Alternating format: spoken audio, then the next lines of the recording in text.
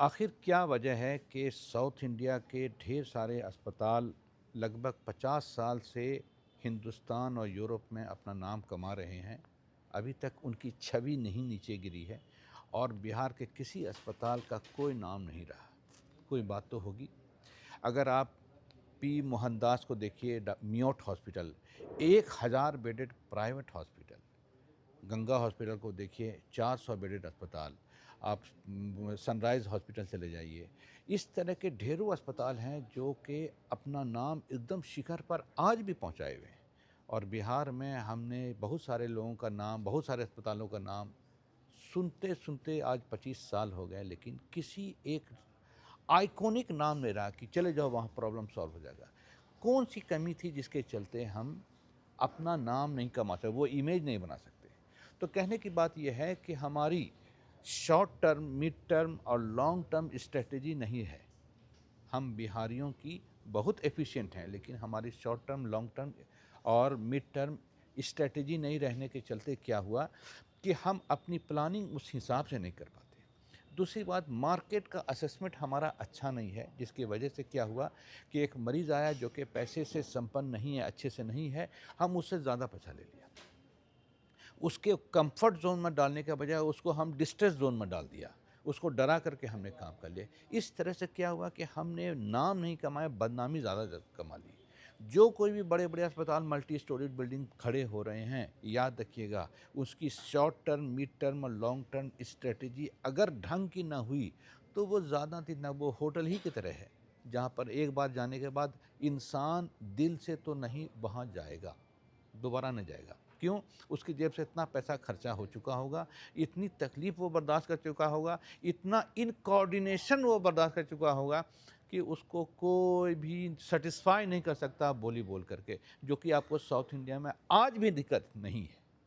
आज भी आप ऑपरेशन करा के आ जाइएगा तो डॉक्टर से ऑनलाइन आप आराम से बात कर सकते हैं, फ़ोन से कर सकते हैं। यहाँ पर तो ऑपरेशन कराने के बाद फिर आ गए हो, करा के गए तो अब तुमको भूल गए।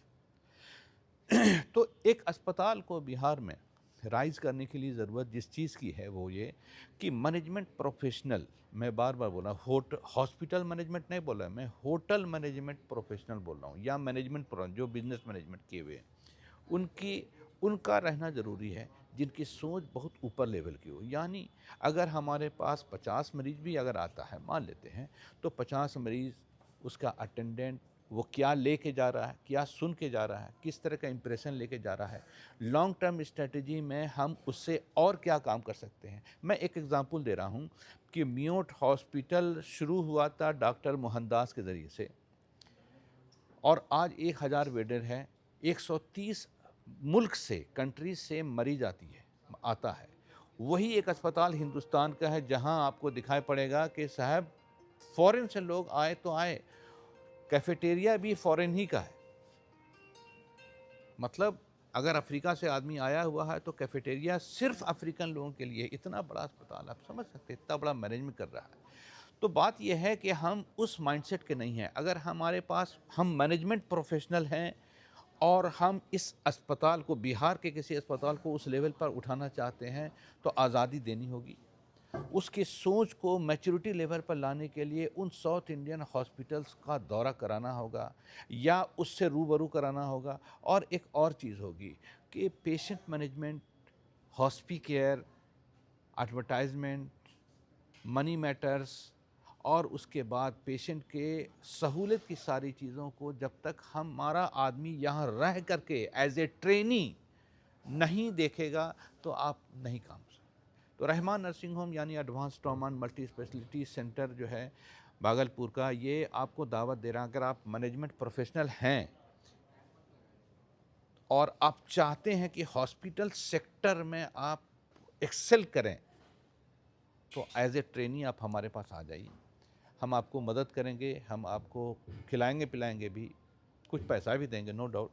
लेकिन क्या है, आपको एक बहुत ज़बरदस्त अपॉर्चुनिटी मिलेगी सीखने की, अपने आप को लाइन अप करने की, वो साउथ इंडिया के हिसाब से। यानी कॉरपोरेट सेक्टर जो अल्टीमेट रिपुटेशन कमाए हुआ साउथ इंडिया में, उसी लेवल का। अगर आप हमारे इंस्टीट्यूशन को उस लेवल पर उठा सकते हैं तो आप कहीं भी जाइएगा तो आप उठा लीजिएगा। मैं doctor Imtiazur Rahman, orthopaedic microvascular surgeon, Rahman nursing home, advance trauma centre उसी के अंदर में आता है, तातारपुर, भागलपुर, बिहार। Thank you. 25 साल की इस लंबी प्रैक्टिस के अवधि में हमने बहुत सारे नए नए टेक्निक निकाल लिए, बहुत सारे इम्प्लांट्स और इंस्ट्रूमेंट निकाल लिए जो अभी भी किताब में नहीं लिखी हुई है। मेरे पास उसकी वीडियो डॉक्यूमेंटेशन तो है ही, लेकिन इसको कंटेंट क्रिएशन में लाना, इसको डॉक्यूमेंट बना करके उसको बुक्स में, मैगजीन्स में और दुनिया के सामने पेश करने के लिए हमारे पास पर्याप्त लोग नहीं हैं। यानी अगर आप पैशनेट हैं अपने काम के लिए, आपकी अंग्रेज़ी अच्छी है और आप कंटेंट क्रिएटर के कोई मास्टर हैं, तो आप हमारे साथ हो जाइए। हम दोनों मिल के बहुत कुछ कर सकते हैं। हमारे पास जो चीज़ है इस समय टेक्नोलॉजी के नाम में, इनोवेशन के नाम में, वो नायाब है। अफसोस की बात है हमारे पास वैसे लोग नहीं हैं। मुझे इससे कोई मतलब नहीं कि आपके पास मेडिकल डिग्री है या नहीं है। आपके अंदर जिज्ञासा है, अंग्रेज़ी अच्छी है, कंटेंट क्रिएशन का वो आपके अंदर माइंडसेट है और आप चाहते हैं कि किसी को उठाएं, तो आप भी उठेंगे। Thank you very much.